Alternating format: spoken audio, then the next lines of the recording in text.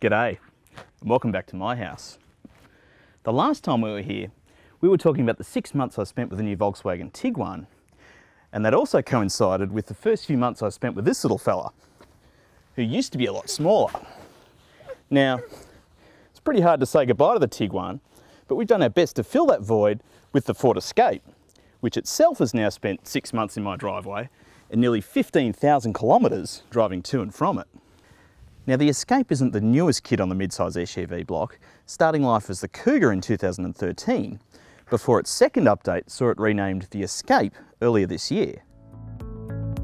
Each update has made it a better car, and Richard picked the mid-spec Trend Petrol with two-wheel drive as the sweet spot of the range when he drove them all at its launch, so that's the one we've chosen. Now, there's one big myth about the Escape I'd like to bust straight off the bat. If you pick your cars based on the size of their engines, you might think the Escape's 1.5 litre petrol turbo is a bit small to carry around something this big, but the turbo helps it punch well above its weight, and it actually feels punchier around town than the 2 litre engine we had in the Tiguan, so don't judge a book by its cover. The Escape feels like a bigger car than the Tiguan, and you certainly sit a lot higher, and a lot of people like that. But the reality is, it's only a smidge bigger on the outside and a little bit narrower. But anyone who's ever argued about stacking a dishwasher will know that it's not just about how big the unit is. The real science is about how much stuff you can cram into it. And the Escape is an excellent example of this, as its boot is actually a fair bit smaller than the Tiguan. It's still a decent size and easily swallows our pram and associated baby stuff, but it's far from the best in its class. That hasn't stopped us from carrying all sorts of stuff in the back, as like all SUVs, folding the back seats down creates a huge hole to stuff all sorts of things in. There's actually less usable cabin length than in the Tiguan, so when you've got a child seat behind you, you can only move the passenger seat so far back. Lucky, we're all pretty short in my family. A lot of this is because you can't slide the back seat forwards and backwards, but you can recline it. That said, there's plenty of room back here for my 172 centimetres of height behind my driving position. The Escape ticks all the other big cabin practicality boxes though, with bottle holders in each door, 2 cup holders up the front and in the back, and while it doesn't have much in the way of underfloor storage in the boot, it does have this cool secret hiding spot under the driver's seat. Unlike a few mid-size SUVs, there's proper air vents for the back seat, and we also like the fact that there's a 12-volt power point back there and in the boot, to go with the one up the front and the 2 USB ports.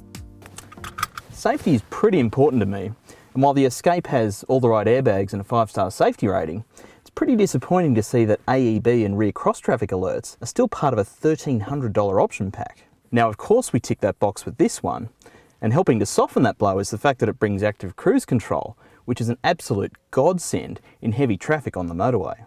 The interior is starting to show its age, with the edgy shapes looking a bit more 2013 than 17, but we do like that the leather on the steering wheel feels more like leather than plastic.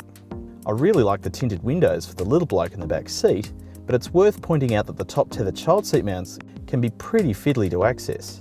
The Trend's cloth seats are actually really comfy, and I'd actually prefer their feel over the leather you get if you go for the more expensive Escape Titanium.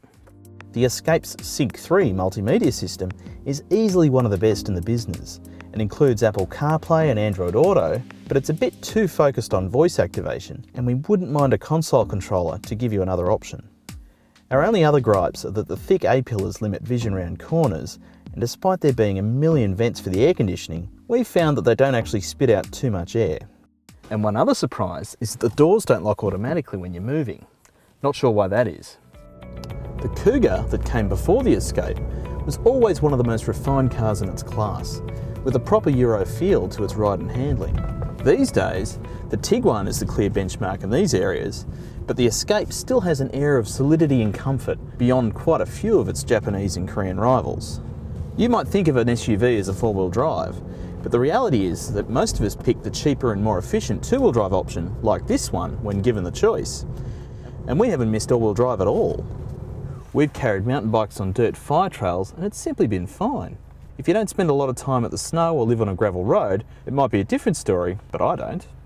One of the key reasons for this Escape's smaller engine is for improved fuel consumption, but we've actually found it to be pretty average for this size SUV with a petrol engine, so the punchiness of the turbo is the real payoff.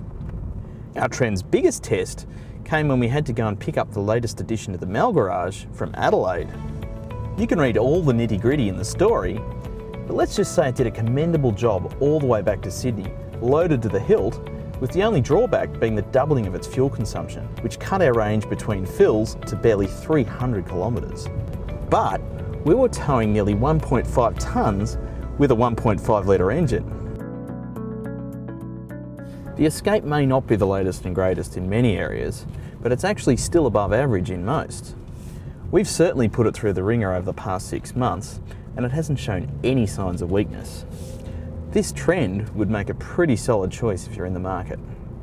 Now we're moving on to the new CX-5 Touring next, so keep an eye out for that one.